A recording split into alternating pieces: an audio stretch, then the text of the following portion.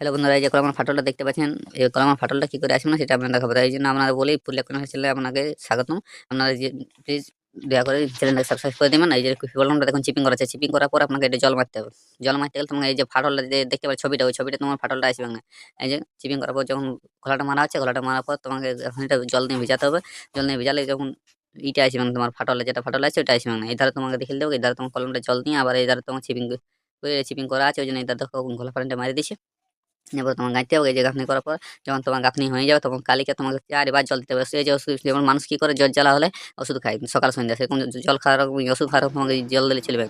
তোমাকে গোটা দিনে 4 বার জল দিতে হবে। কলম গোড়ায় বেশি করে জল দিতে হবে। জল না দেওয়ার কারণে অনেক ফাটল চলে আসে, বুঝতে পারলে? ভালো লাগে তো চ্যানেল সাবস্ক্রাইব করে দিবেন, লাইক কমেন্ট শেয়ার করতে ভুলবেন না।